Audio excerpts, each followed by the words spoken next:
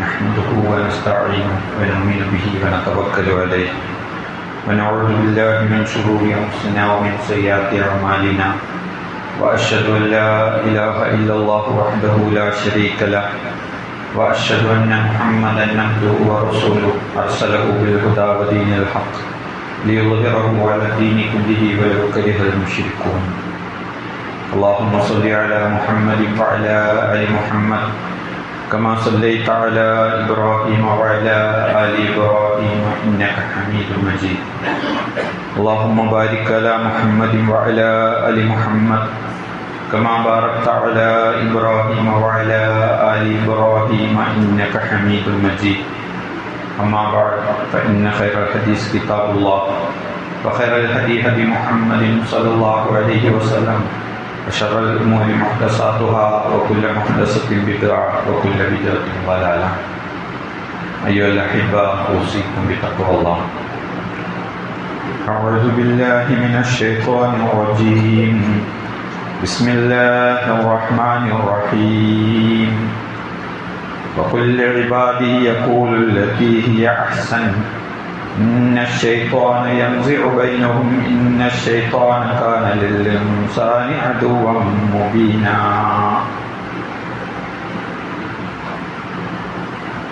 ബഹുമാന്യരായ സഹോദരന്മാരെ, സഹോദരികൾ, അല്ലാഹുവിനെ അറിഞ്ഞ് അവൻ്റെ വിധിവിലക്കുകൾ പരമാവധി ശ്രദ്ധയോടെ ജീവിതത്തിൽ ഉൾക്കൊള്ളാൻ ശ്രമിക്കണമെന്ന് ആദ്യമേ ഉണർത്തുകയാണ്.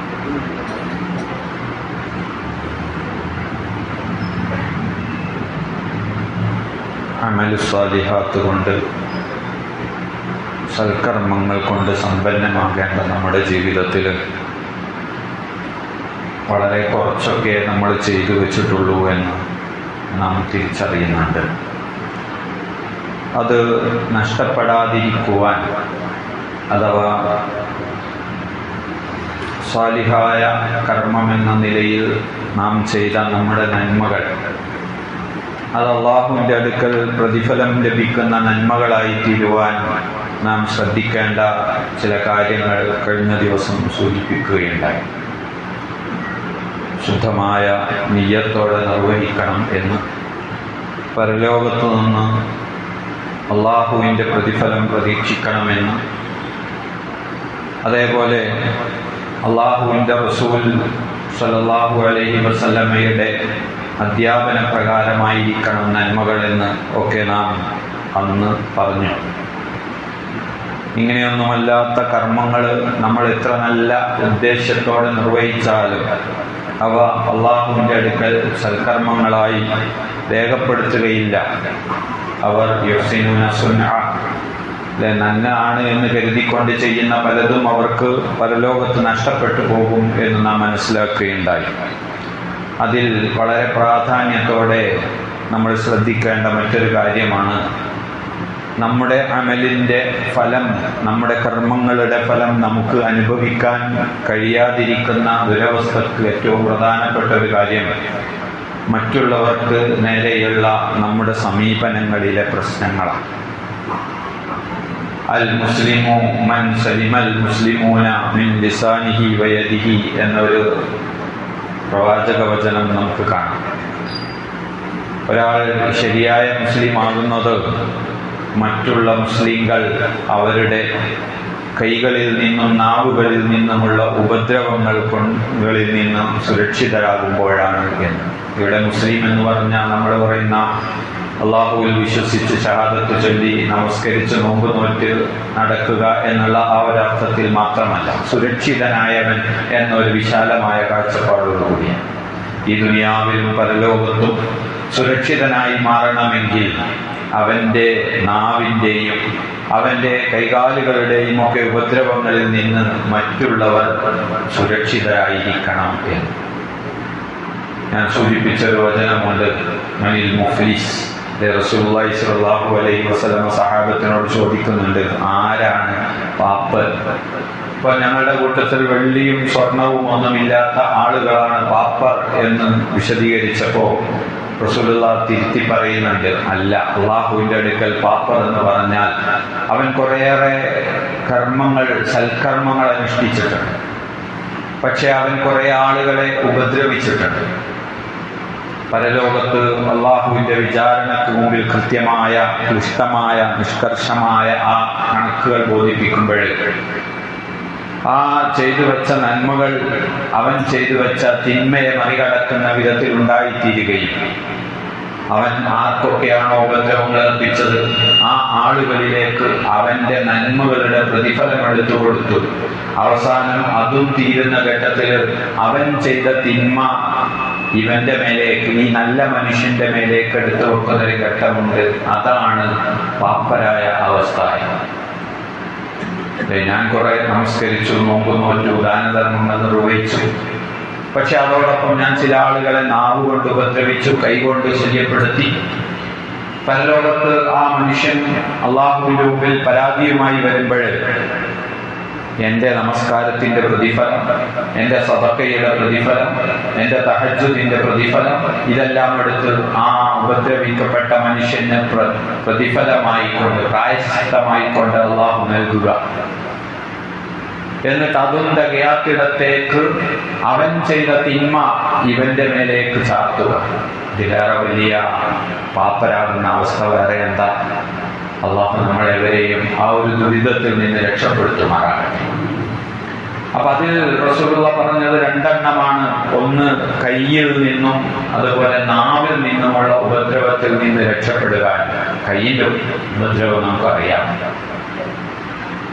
ബാഹ്യമായിക്കൊണ്ടുള്ള നമ്മുടെ കൈകാലുകൾ കൊണ്ട് നമുക്ക് ചെയ്യാവുന്ന ഉപദ്രവങ്ങൾ. ഒരു പക്ഷേ നാട്ടിലെ നിയമങ്ങളെയൊക്കെ പേടിച്ചിട്ട് നമ്മൾ പലപ്പോഴും അങ്ങനെ മെനക്കെടാറില്ല. ഒരുത്തനെ അടിച്ച് പകരം കൊടുക്കാൻ, അല്ലെങ്കിൽ ഒരുത്തനെ ഈ രൂപത്തിലുള്ള എന്തെങ്കിലും ഭൗതികമായ ഉപദ്രവങ്ങൾ വരുത്താൻ പലപ്പോഴും നമ്മൾ ശ്രമിക്കാറില്ല. കാരണം അത് പിടിക്കപ്പെടും, ദുനിയാവിൽ ശിക്ഷ കിട്ടും. പക്ഷെ എന്നാൽ പിടിക്കപ്പെടാൻ സാധ്യത വളരെ കുറഞ്ഞ കുറെ മേഖലകളുണ്ട്. എങ്ങനെയെങ്കിലുമൊക്കെ എൻ്റെ വക്കീലിനെ വെച്ച്, എൻ്റെ അധികാരങ്ങൾ ഉപയോഗിച്ചൊക്കെ എനിക്ക് രക്ഷപ്പെടാവുന്നത് അത് എൻ്റെ നാവ് കൊണ്ടുള്ള ഉപദ്രവങ്ങളാണ്. വിശുദ്ധ ഖുർആൻ വളരെ വിശാലമായി സംസാരിച്ചൊരു ഭാഗമാണ് അത്. അള്ളാഹു നൽകിയ മഹത്തായ അനുഗ്രഹമായിട്ട് നാവിനെ അള്ളാഹു വിശേഷിപ്പിക്കുന്നു. അല്ലെ, നാം അവന് രണ്ട് ചുണ്ടുകളും ഒരു നാവ് നൽകിയില്ലേ. അവന് നാം ഒരു നാവ് നൽകി, രണ്ട് ചുണ്ട് നൽകി. നമുക്കറിയാം, വിശാലമായി സംസാരിക്കാൻ ശേഷിയുള്ള ഏക ജീവിയാണ് നമ്മൾ. കൃത്യമായി അല്ലമഹുൽ ബയാൻ, വ്യക്തമായി വിശദമായി കമ്മ്യൂണിക്കേഷൻ നടത്താൻ കഴിയുന്ന ഒരു ശേഷിയുറ്റ മനുഷ്യ സൃഷ്ടിയാണ്. ആ അള്ളാഹുവിന്റെ അതിമഹത്തായ അനുഗ്രഹത്തിനെ ഏറ്റവും നല്ല നിലക്ക് ഉപയോഗിക്കണമെന്ന ഖുർആൻ സൂചിപ്പിക്കുന്നത്. ഖുൽ ഇബാദി, എൻ്റെ അടിയാറുകളോട് റസൂലേ അങ്ങ് പറയുക, യഖൂലു അല്ലതീ ഹിയ അഹ്സൻ, നല്ലത് പറയട്ടെ അവർ, നല്ലത് സംസാരിക്കട്ടെ അവർ. റസൂലുള്ളാഹി സ്വല്ലല്ലാഹു അലൈഹി വസല്ലം പറഞ്ഞു, മൻ കാന യുമിനു ബില്ലാഹി വൽ യൗമിൽ ആഖിർ ഫൽയഖുൽ ഖൈറ, ആരാണോ അല്ലാഹുവിലും അന്ത്യദിനത്തിലും വിശ്വസിക്കുന്നത് അവൻ നല്ലത് പറയട്ടെ. ഞാൻ പറഞ്ഞല്ലോ, വർത്തമാനങ്ങളിൽ പലപ്പോഴും നമുക്ക് ശ്രദ്ധ തിരി കുറവാണ് അല്ലെ. അവിടെ അതുകൊണ്ട് തന്നെ ആയിരിക്കണം ഖുർആൻ ഖൗലൻ സദീദ, നിങ്ങൾ നേരായ വർത്തമാനം പറയണം എന്ന് പറയുന്നത്, നല്ല വാക്കുകൾ സംസാരിക്കാൻ വേണ്ടി. യുസ്ലിഹു ലക്കും അഅമാലക്കും, അങ്ങനെയാകുമ്പോൾ നിങ്ങളുടെ കർമ്മങ്ങൾ നന്നാകും അല്ലെ. കൂടാതെ അള്ളാഹു നിങ്ങളുടെ പാപങ്ങൾ പുറത്തു തരികയും ചെയ്യും. നല്ല വാക്കുകൾ പറയണമെന്ന് വിശുദ്ധ ഖുർആൻ പലപ്പോഴായി. അള്ളാഹുവിന്റെ കൃത്യമായ നിരീക്ഷകന്മാരില്ലാതെ ഒരു വാക്കുപോലും നമ്മൾ സംസാരിക്കുന്നില്ല എന്ന കാര്യം അള്ളാഹു നമ്മളെ ബോധ്യപ്പെടുത്തുന്നുണ്ട്. എന്നൊക്കെ നമുക്ക് അറിയാം. പോലീസ് സ്റ്റേഷനിലൊക്കെ പലപ്പോഴും നമ്മളൊക്കെ കഴിച്ചിലായി പോകുന്നത് അവിടെയുള്ള CCTV ദൃശ്യങ്ങൾ കൊണ്ടാണല്ലോ. കാരണം അവിടെ പണ്ടത്തതുപോലെയുള്ള അങ്ങനെ മൂന്നാം മുറിയൊന്നും അങ്ങനെ പരസ്യം നടത്താൻ കഴിയില്ല. കാരണം CCTVയുടെ കാര്യത്തിലൊക്കെ കോടതിയൊക്കെ വളരെ കർശനമായ നിയന്ത്രണങ്ങൾ വെച്ചതുകൊണ്ട് ആർക്ക് റിപ്പോർട്ട് ചെയ്യപ്പെടുമെന്ന് പേടിക്കുന്നു അല്ലെ. ആ ഒരു ഭയപ്പെടുത്തൽ അള്ളാഹു പറയുന്നത്, അള്ളാഹുവിന്റെ നിരീക്ഷണത്തിലാണ് നിങ്ങൾ. ജീവിതത്തിന്റെ ഏത് മേഖലകളിലായാലും നിങ്ങൾ പറയുന്ന ഓരോ വാക്കുകളും രേഖപ്പെടുത്തുകയും അള്ളാഹുവിന്റെ മുമ്പിൽ നിങ്ങൾ നിരീക്ഷണത്തിന് വിധേയരുമാണ് എന്ന്. എന്നിട്ട് റസൂലുള്ളാഹി ഒരിക്കൽ പറയുകയുണ്ടായല്ലോ, നിങ്ങൾ ഇമാം ബുഖാരി ധരിക്കുന്ന ഹദീസ് നമുക്ക് കാണാം. ആരാണോ തൻ്റെ താടിയെല്ലുകൾക്കിടയിലുള്ള കാലുകൾക്കിടയിലുള്ള ഈ 2 അവയവങ്ങൾ കൊണ്ട് എന്നോട് ജാമ്യം നിൽക്കുന്നത് അവർക്ക് ഞാൻ സ്വർഗം ജാമ്യം നിൽക്കാം. എല്ലില്ലാത്ത നാവ് എന്ന് നമ്മൾ പറയാറുണ്ട്, എങ്ങോട്ട് വളയുന്ന നാവ് എന്ന് പ്രയോഗിക്കാറുണ്ട് നമ്മൾ. ആ കാര്യം അള്ളാഹുവിൻ്റെ മഹത്തായ അനുഗ്രഹം എന്ന നിലക്ക് കൃത്യമായി ഉപയോഗിക്കേണ്ടതുണ്ട് എന്നാണ് റസൂലുള്ളാഹി സൂചിപ്പിക്കുന്നത്. സല്ലല്ലാഹു അലൈഹി വസല്ലം പറയുന്നുണ്ട്, ഒരു മനുഷ്യൻ അള്ളാഹുവിന് തൃപ്തിയുള്ളത് പറഞ്ഞ് അവൻ്റെ പദവികൾ ഉയർന്ന് സിദ്ദീഖ, അള്ളാഹുവിൻ്റെ അടുക്കൽ സത്യവാനായി രേഖപ്പെടുത്തപ്പെടുന്ന ഒരു സാഹചര്യം. അതേപോലെ തന്നെ വളരെ ഗൗരവമൊന്നുമില്ലാതെ അവൻ പറഞ്ഞുകൊണ്ടിരുന്ന കളവുകൾ, ആ കളവുകളിലൂടെ അല്ലെങ്കിൽ അസത്യമായ വാക്കുകളിലൂടെ അവൻ നരകത്തിലെത്താൻ അത് മതിയാകുന്നതാണ്. അവന് നമ്മുടെ ഒരുപാടേറെ നന്മകൾ നഷ്ടപ്പെട്ടു പോകാൻ കാരണമായേക്കാവുന്ന ഈ കാര്യത്തിനെ കുറിച്ച് വിശുദ്ധ ഖുർആൻ വളരെ ഗൗരവത്തോടെ സംസാരിക്കുന്നത്, റസൂൽ സല്ലല്ലാഹു അലൈഹി വസല്ലം നമ്മളെ ഓർമ്മപ്പെടുത്തുന്നത് നമ്മൾ ഓരോരുത്തരും ശ്രദ്ധിക്കാം. പറയാന്ന് പറയുമ്പോൾ ഇന്നത്തെ കാലത്ത് നമുക്കറിയാം, നമ്മുടെ ഈ നാവ് മാത്രമല്ലല്ലോ ഇന്ന്. ഞാൻ ഒരിക്കൽ സൂചിപ്പിച്ചിട്ടുള്ള ഒരു ഇമോജി പോലും, ഒരാളെ കളിയാക്കുന്ന ഒരു ഇമോജി പോലും ആ ഭാഷയിൽ ആ രൂപത്തിലേക്ക് അള്ളാഹുവിൻ്റെ അടുക്കൽ രേഖപ്പെടുത്തപ്പെടുന്നത്. ആ നാവ് കൊണ്ട് നമ്മൾ ഉപദ്രവിക്കുന്നത് പോലെ തന്നെയുള്ള ഒന്നാണ്. നല്ല സംസാരങ്ങളെ നല്ലതാക്കുക, ദിക്റുകൾ.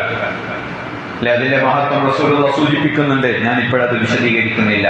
നല്ല ശുപാർശകൾ, ശുപാർശ 2 തരത്തിലുള്ള ശുപാർശകൾക്ക് ഉപയോഗിക്കാറുണ്ട് നമ്മൾ.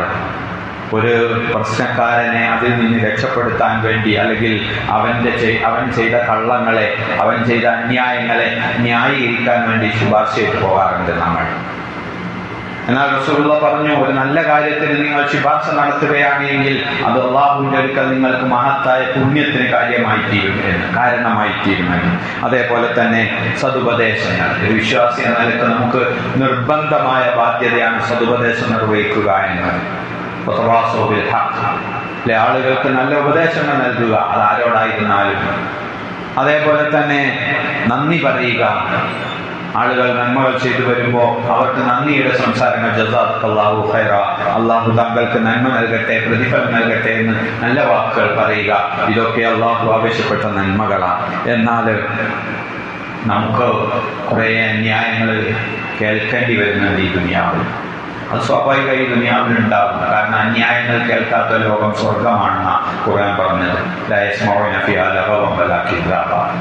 വ്യാജമായ വാർത്തകളോ അന്യായമായ അനർത്ഥമായ വാക്കുകളോ ഒന്നും കേൾക്കാത്ത ലോകം അത് അല്ലാഹുവിന്റെ സ്വർഗലോകമാണ്. നമ്മൾ കേൾക്കേണ്ടി വന്നാലും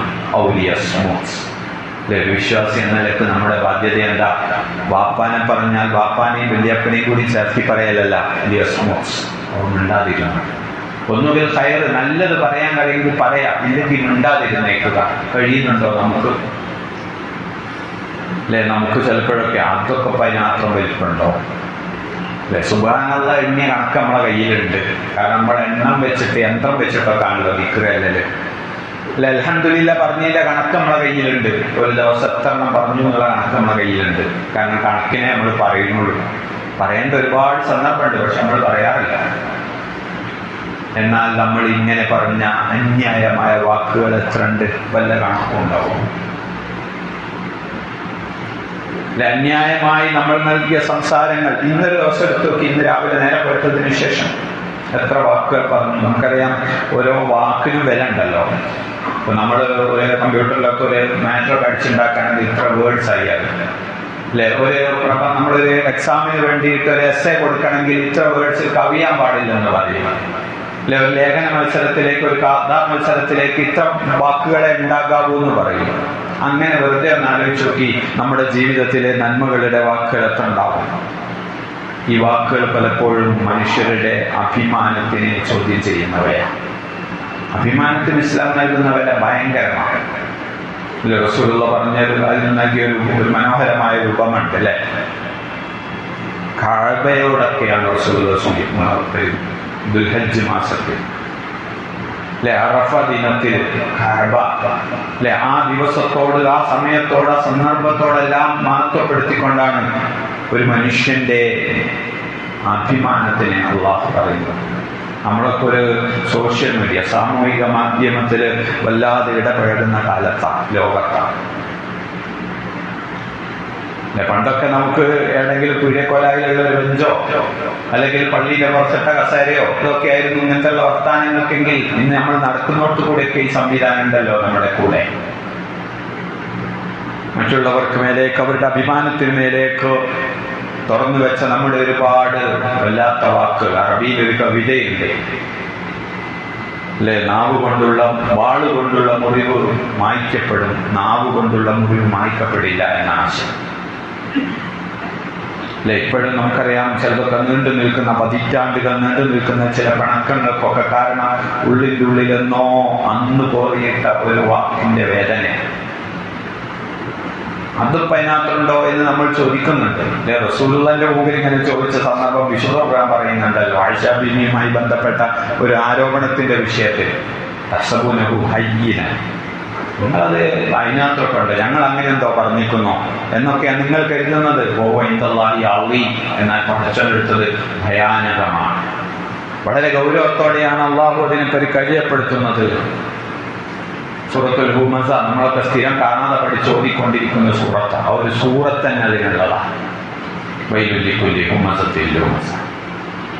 വാക്കുകൾ പറയുന്നവരും കുറവാക്കുന്നവരുമായ എല്ലാ ആളുകൾക്കും നാശം. ആ സൂറത്തിലെ മുഴുവൻ അതന്നെ. അല്ലദീ ജമഅ മാലൻ വഅദ്ദദ. പൊതുവെ അങ്ങനത്തെ പ്രവർത്തനങ്ങൾ ഉണ്ടാകുന്നത് ഇത്തിരി പണവും പ്രതാപവും ഒക്കെ ഉള്ള ആളുകളിൽ നിന്നാണ്. ജമഅ മാലൻ വഅദ്ദദ. കാരണം അയാൾക്ക് വേറെ പണിയൊന്നുമില്ലല്ലോ. മറ്റുള്ളവരുടെ കുറ്റങ്ങൾ, കുറവുകൾ കണ്ടെത്തുകയും അവരെ നിന്നേറ്റാക്കുകയും പരിഹസിച്ചുകൊണ്ടിരിക്കുകയും ഒക്കെ ചെയ്യുന്ന ആളുകൾ. ഞാൻ നേരത്തെ പറഞ്ഞ പോലെ അവന് നല്ല വക്കീലിനെ കിട്ടും, അല്ലെങ്കിൽ ആ രൂപത്തിൽ ജഡ്ജിയെ സ്വാധീനിക്കാൻ കഴിയും, അതുകൊണ്ടൊക്കെ ഇവിടുന്ന് അങ്ങ് കഴിച്ചിലാകാൻ പറ്റും എന്നവൻ കരുതുന്നുണ്ട്. അവന്റെ സ്വത്ത് അവനെ ഇവിടെ ശാശ്വതക്കാരനാക്കുമെന്നവൻ കരുതുന്നുണ്ടോ? ഇവിടെ ഷിർക്കിനെ അല്ല അള്ളാഹ് പറഞ്ഞത്. ഷിർക്കാണ് നരകത്തിൽ പോകുന്ന ഒന്നാമത്തെയും ഏറ്റവും പ്രധാനപ്പെട്ടയും കാരണം, യാതൊരു സംശയമില്ല. നമസ്കരിക്കാതിരിക്കുക, നോമ്പെടുക്കാതിരിക്കുക എന്നൊക്കെ നരകം ലഭിക്കുന്ന കാരണമാണ്. പക്ഷെ ഈ സൂറത്തിൽ അള്ളാഹ് പരിചയപ്പെടുത്തുന്നത് അതൊന്നുമല്ല. ആളുകളെ പരിഹസിക്കുകയും നിന്ദിക്കുകയും അപമാനിക്കുകയും ഒക്കെ ചെയ്യുന്ന ആളുകൾക്ക് അവർ ഹൃത്തമയിൽ എറിയപ്പെടുക തന്നെ ചെയ്യും. എന്നിട്ട് അതിലെ ഗൗരവം സൂചിപ്പിക്കുക അല്ലാഹു. അറിയാമോ എന്താ ഹൃത്തമ എന്ന്? നാറുല്ലാഹിൽ മൂഖദ, കത്തിജ്വലിക്കുന്ന അല്ലാഹുവിന്റെ നരകമാണത്. നരകമാണത്. അല്ലദീ തത്തലു അൽ-അഫ്ഇദ, ഹൃദയത്തിന്റെ അകത്തളങ്ങളിലേക്ക് എത്തിപ്പെടുന്നതായ തീജ്വാലകളുള്ള നരകമാണത്. ആർക്കാണത്? വൈലുൽ ലികുല്ലി ഹുമസത്തിൽ ലുമസ. ആളുകളെ കുത്തിപ്പറയുകയും കുറവാക്കുകയും ചെയ്യുന്ന ആളുകൾ. ഖുർആൻ എത്ര ഇടങ്ങളിലായി വിശദീകരിച്ചത്? യാ അയ്യുഹല്ലദീന ആമനൂ ലാ യസ്ഖർ ഖൗമുൻ മിൻ ഖൗം. നിങ്ങൾ പരസ്പരം പരിഹസിക്കരുത് കേട്ടോ. എന്നിട്ട് അത് രണ്ടും ആണിനെയും പെണ്ണിനെയും വേറെ എടുത്ത് പറഞ്ഞു. വിശ്വാസിനികളും ചെയ്യാൻ പാടില്ലെന്ന് പ്രത്യേകം എടുത്ത് പറഞ്ഞു. അത്രയും ഗൗരവത്തിലാണ്. നമസ്കരിക്കണം എന്ന് പറയുമ്പോൾ ആണ് നമസ്കരിക്കണം, പെണ്ണ് നമസ്കരിക്കണം എന്ന് അള്ളാഹു ഉപയോഗിച്ചിട്ടില്ല. എല്ലാവരും നമസ്കരിക്കണം എന്നാ പറഞ്ഞത്. പക്ഷേ ഈ പരിഹാസത്തിനെ കുറിച്ച് പറഞ്ഞപ്പോൾ, ഇരട്ടപ്പേരുകളെ കുറിച്ച് പറഞ്ഞപ്പോൾ, ദ്വയാർത്ഥങ്ങളെ കുറിച്ച് പറഞ്ഞപ്പോഴൊക്കെയുള്ള ഖുർആന്റെ പ്രയോഗം വിശ്വാസികളും വിശ്വാസിനികളും വേറെ വേറെ എടുത്ത് പറയുന്നു അള്ളാഹു. വിശ്വാസിനികളെ, നിങ്ങൾ ഊഹങ്ങളിൽ മിക്കതും വെടിയുക. ഊഹങ്ങൾ ഈ പറഞ്ഞതുപോലെ നമ്മുടെ നാവിലൂടെയാണല്ലോ. മനസ്സിൽ വിചാരിച്ചല്ലോ വരുന്നത്, അത് നാവിലൂടെയാണ് അതിന്റെ പ്രവർത്തനങ്ങൾ വരുന്നത്. ഞാൻ സൂചിപ്പിച്ചത്, നമ്മളൊക്കെ ദിവസവും അങ്ങനെ നമ്മുടെ കണക്കില്ലാത്ത വർത്തമാനങ്ങളിൽ ആരൊക്കെ കയറിയിറങ്ങി പോകുന്നു, ആരുടെയൊക്കെ അഭിമാനം ചതച്ചരയ്ക്കപ്പെടും. ഗീബത്ത് ഗീബത്ത് നമുക്കൊക്കെ നമ്മൾ പറയാറുണ്ട്. എന്താ ഗീബത്ത്? ഗീബത്ത് എന്ന് പറഞ്ഞാൽ ഒരാളുടെ അഭാവത്തിൽ അയാളെ കുറിച്ച് പറയുക എന്നാണ്, ദുഷിച്ചു പറയുക എന്ന്, അയാളുടെ ന്യൂനതകൾ പറയുന്നത്.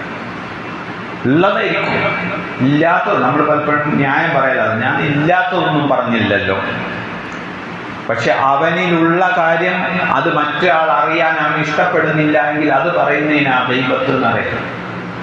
മറ്റേന് കള്ളം എന്നാ പറയാം, ഇല്ലാത്തത് പറയുന്നതിന്. ഇത് അവനിലുള്ള ന്യൂനതയാണ്, അവനിലുള്ള തകരാറാ, പക്ഷെ അത് പുറത്തറിയാൻ അവൻ ആഗ്രഹിക്കുന്നില്ല. മുനാഫിക്കിന്റെ ലക്ഷണമായി പറഞ്ഞൊരു വാക്കില്ലേ റസൂലുള്ളാഹ്, ഇദാ ഖാസമ ഫജറ, പിണങ്ങിയാൽ അവര് നെറികേടുകൾ പറയുന്നു അല്ലെ, പരസ്പരം അടുത്തു നിന്ന് പലതും പങ്കിട്ടിട്ടുണ്ടാകാം. ഇത് നമ്മുടെ കുടുംബ ജീവിതത്തിൽ പോലും നമുക്ക് കാണാം. ഇന്നൊരു ഉളുപ്പില്ലാതായിരിക്കും നമ്മുടെ കുടുംബ കോടതിയിലൊക്കെ അല്ലെ. പണ്ടൊക്കെ നമ്മൾക്ക് കുറേയൊക്കെ ഒരു മറകളൊക്കെ ഉണ്ടായിരുന്നു. ആക്രമിക്കപ്പെട്ടവന്, മർദ്ദിതന് തനിക്കേറ്റ മർദ്ദനത്തിനെ കുറിച്ച് ആ ഭരണാധികാരിയോടോ അല്ലെങ്കിൽ നീതിപീഠത്തിനോടോ പറയാൻ ഇസ്ലാം പൂർണ്ണമായ അവകാശം നൽകുന്നുണ്ട്. മർദ്ദിതനെ സംബന്ധിച്ചിടത്തോളം അവനത് പറയാം, മർദ്ദനത്തിനെ കുറിച്ച് അറിയിക്കാം. പക്ഷെ അതിൻ്റെയൊക്കെ അപ്പുറം കടന്നിട്ട് അല്ലെ ജീവിതത്തിൽ പരസ്പരം പങ്കിട്ടതെല്ലാം വിളിച്ചു പറയുന്നു. ദേഷ്യം പിടിക്കുമ്പോൾ, വെറുക്കുമ്പോൾ അല്ലെ. ഇത് നമ്മൾ അയൽപക്കക്കാർ തമ്മിലുണ്ട് അല്ലെ, നമ്മൾ കൂട്ടുകാർ തമ്മിലുണ്ട് അല്ലെ. ഒരാളുടെ രഹസ്യം പുറത്ത് പറയുക എന്നത് ഏറ്റവും വലിയ പാപമായിക്കൊണ്ടാണ് റസൂലുള്ളാഹി സ്വല്ലല്ലാഹു അലൈഹി വസല്ലം ഉണർത്തുന്നത്. പറഞ്ഞു വന്നത്, ഒരു മനുഷ്യന്റെ അഭിമാനത്തിന് ഏറ്റവും വലിയ അപകടമുണ്ടാക്കുന്നത് നമ്മുടെ നാവായിരിക്കാം. അവിടേക്ക് ആ മുഫീസാക്കാൻ അത് മതി അല്ലെ. തിരിച്ചു പറയാൻ ഒരു പക്ഷെ അയാൾക്ക് കഴിയില്ല. നമ്മൾ നല്ല വർത്താന ശേഷിയുള്ള ആളായിരിക്കും, സംസാര വൈഭവമുള്ള ആളായിരിക്കും. പറഞ്ഞ് തോൽപ്പിക്കാൻ കഴിയില്ല എന്ന് പറഞ്ഞതല്ലേ, മൂപ്പരോട് പറഞ്ഞ് ജയിക്കാൻ കഴിയില്ല. അപ്പൊ ഈ മനുഷ്യൻ മർദ്ദിതനാ. അവൻ പടച്ചവരടുത്തേക്ക് പറയുന്നു, റബ്ബേ, ഇയാൾ പറഞ്ഞത് ആ വാക്കുകൾ അതെന്നെ അകത്ത് നെരിപ്പോൾ കത്തിക്കുന്നുണ്ട്. പക്ഷെ എനിക്ക് അയാളെ നേരിടാനുള്ള ശേഷി വാക്കൊണ്ടുമില്ല, എൻ്റെ മറ്റൂക്കുകൾ കൊണ്ടുമില്ല. പടച്ചോനെ അതിന് പരിഹാര നാളെ മുഫീസാക്കി നമ്മളെ മാറ്റുക. നമ്മൾ വലിയ നിസ്കാരവും നോമ്പും ധർമ്മങ്ങളൊക്കെ ആയിട്ട് ചെന്നിട്ട് അള്ളാഹുവിന്റെ അടുക്കൽ നിന്ന് ആ മനുഷ്യൻ ചെയ്തു വെച്ച പാപങ്ങളെ ഏറ്റുവാങ്ങി നരകത്തിൽ പോകേണ്ടി വരുന്ന അവസ്ഥ റബ്ബുകാക്കട്ടെ. ഇതുപോലെ നാവുമായി ബന്ധപ്പെട്ട റസൂലുള്ളാഹി പറഞ്ഞു, കണ്ടതും കേട്ടതും പറയുന്ന തന്നെ മതി ഒരു മനുഷ്യന് പാപമായിട്ട്. ഞാൻ കേട്ടതാ പറഞ്ഞത്, ഞാൻ കണ്ടതാ പറഞ്ഞത്. ചിലപ്പോൾ നമ്മുടെ ന്യായം അങ്ങനെ, ഞാൻ ഇല്ലാത്തൊന്നല്ല പറഞ്ഞത്, കണ്ടതും കേട്ടതും തന്നെയാണ് പറഞ്ഞത്. അല്ലെ, ഒരു മനുഷ്യന് മതിയാകുന്നതാണ് കദിബൻ, വ്യാജമായി, കള്ളമായി. കേട്ടതൊക്കെ പറയുന്ന തന്നെ മതി. ഞാൻ കേട്ടതേ പറഞ്ഞുള്ളൂ. നമ്മൾ പലപ്പോഴും പലപ്പോഴും കേൾക്കാറുള്ളതാണ്. അവിടെ പോലും ഒരു വിശ്വാസി എന്ന നിലക്ക് അല്ലെ, നമ്മൾ പൊതുവെ പറയാറുണ്ട്, 2 കണ്ണും 2 കാതും, 4 അവയവങ്ങളിൽ 4-1 പറയാവൂ, ഒരു നാവല്ലേ തന്നുള്ളൂ എന്ന് അല്ലെ. അതാണ് അതിന്റെ ശരി അല്ലെ. കേൾക്കുന്നതെല്ലാം മെഗാഫോണായി പറയേണ്ടവനല്ല ഒരു വിശ്വാസി. അതിൽ നിന്ന് പറയേണ്ടത് മാത്രം, പറയേണ്ടിടത്ത് മാത്രം, പറയേണ്ടതുപോലെ മാത്രം പറയേണ്ടവൻ. പറയേണ്ട സ്ഥാനത്ത് പറയേണ്ടതുപോലെ പറയുക. നമ്പൂതിരി നമ്മൾ പറയാറുണ്ടല്ലോ, ഒരു മനുഷ്യനെ അയാളെ തെറി വിളിച്ചപ്പോൾ തിരിച്ചയാൾ തക്കാളി, വെണ്ടക്ക, മത്തങ്ങ എന്നൊക്കെ പറഞ്ഞു വരുന്നു. അപ്പൊ എന്താ, നിങ്ങൾ എങ്ങനെയൊക്കെ മോശമായ അസഭ്യ വാക്കുകൾ പറഞ്ഞപ്പോൾ നിങ്ങൾ തിരിച്ചു പറയുന്നത് ഇതാണല്ലോ എന്ന് പറഞ്ഞപ്പോൾ, നാം തിന്നുന്നത് നാം പറയുന്നു, അവൻ തിന്നുന്നത് അവൻ പറയുന്നു എന്ന് പറഞ്ഞ തമാശ. വിശ്വാസിയുടെ നാവ് അവന്റെ സംസ്കാരത്തിന്റെ നാവാണ്. ആ നാവിൽ നിന്ന് ഇത്തരത്തിലുള്ള വാക്കുകൾ വരാൻ പാടില്ല. റസൂലുള്ളാഹി സ്വല്ലല്ലാഹു അലൈഹി വസല്ലം പറഞ്ഞു, വിശ്വാസി അവൻ ശപിക്കുന്നവനല്ല, അവൻ തെറി പറയുന്നവനല്ല, വിശ്വാസി ലആനല്ല, മറ്റൊരുത്തനെ വേദനിപ്പിക്കുന്ന വാക്കുകൾ പറയുന്നവനല്ല. നമ്മൾ ആലോചിക്കണം, നാവ് ഉളുക്കും. ചിലതൊക്കെ കേൾക്കുമ്പോൾ 4 പകരം കൊടുത്താൽ അവൻ നിർത്തുന്നു അറിയാം അല്ലെ. അങ്ങനെ 4 തിരിച്ചത് കൊടുത്താൽ അവൻ നിർത്തുമെന്നും അറിയാം. പക്ഷേ അതല്ല ഇസ്ലാം പറയുന്നത്. ഞാൻ നേരത്തെ പറഞ്ഞു, ഉണ്ടാവില്ല. ഒന്ന് ശ്രമിച്ചു നോക്കുക. റസൂലുള്ളാഹി വളരെ ഗൗരവത്തിൽ പറഞ്ഞ വിഷയം, അതിനെക്കുറിച്ച് നിയന്ത്രിക്കാമെന്ന് ഉറപ്പ് തന്നാൽ സ്വർഗം ഉറപ്പ് തരാമെന്ന്. അല്ലാത്തൊരു സൈക്കോളജിയാണ്. ആ രൂപത്തിൽ നാവിനെ നിയന്ത്രിച്ച് കർമ്മങ്ങളുടെ പ്രതിഫലം പൂർണ്ണമായി ശേഖരിക്കുവാൻ റബ്ബ് നമുക്ക് ഏവർക്കും ഈമാൻ വർദ്ധിപ്പിച്ചു നൽകുമാറാണ്.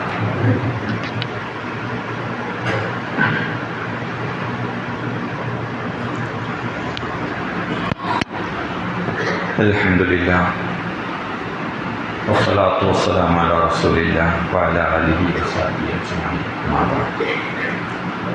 ഇത്തഖുല്ലാഹി ഇബാദല്ലാഹ്. സഹോദരങ്ങളെ, അള്ളാഹുവിനെ സൂക്ഷിച്ച് ജീവിക്കണമെന്ന് ഒരിക്കൽ കൂടി ഉണർത്തുകയാണ്.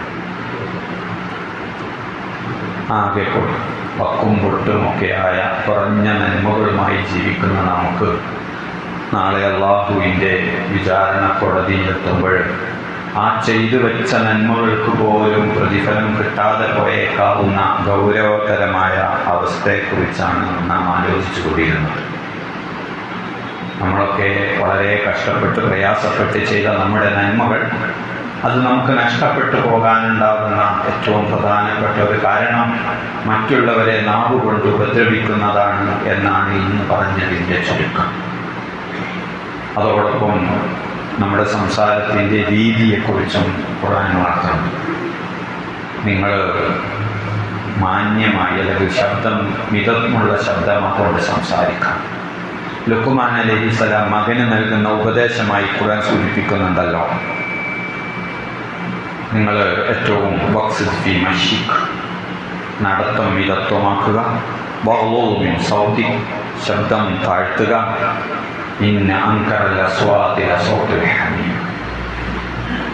നമ്മുടെ വീട്ടിലൊക്കെ നോക്കി നമ്മുടെ മക്കളോടൊക്കെ നമ്മൾ ഒച്ചയില ജയിക്കൽ പലപ്പോഴും. ഞാനൊരു അധ്യാപകനായിരുന്നു.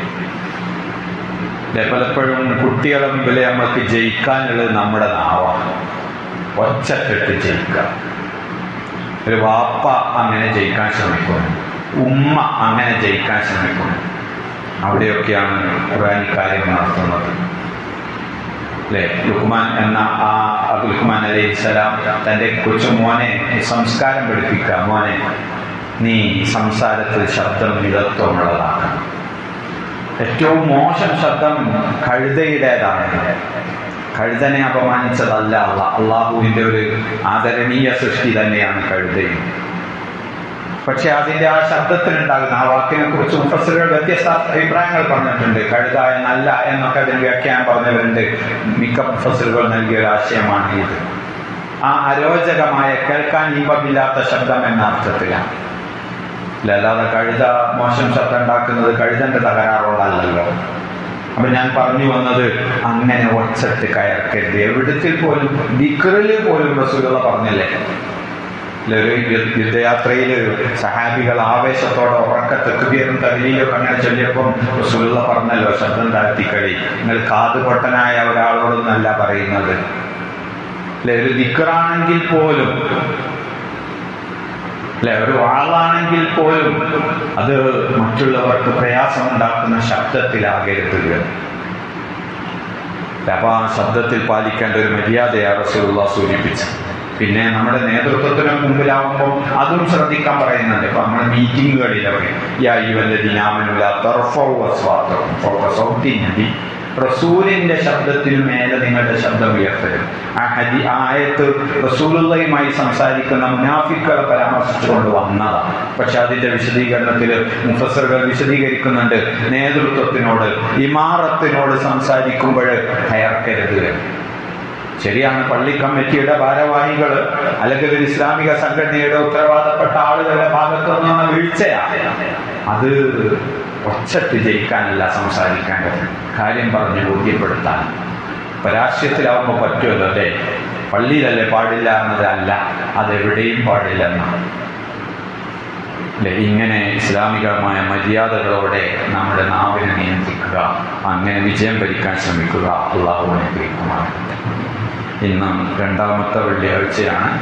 പള്ളി നിർമ്മാണ ഫണ്ട് ശേഖരിക്കുന്ന ദിവസം. അള്ളാഹുവിൻ്റെ ഭവനങ്ങൾ ഉണ്ടാക്കാനുള്ള ആ സംവിധാനത്തിലേക്ക് നിങ്ങളുടെ സഹായങ്ങൾ ഉണ്ടാക്കണമെന്ന് ഉണർത്തുകയാണ്. റഹ്മാനായ റബ്ബേ, നീ നൽകിയ അനുഗ്രഹങ്ങൾക്ക് നന്ദി കാണിക്കുന്നവരായി നിനക്കിഷ്ടപ്പെട്ട കർമ്മങ്ങളുമായി ജീവിച്ചു മരിക്കുവാൻ നീ ഞങ്ങൾക്ക് തൗഫീഖ് നൽകണമേ നാഥ. ഞങ്ങളുടെ വാക്കുകളിൽ പടച്ചവനെ പലതും നീ വിലക്കിയതായി പോയിട്ടുണ്ട്.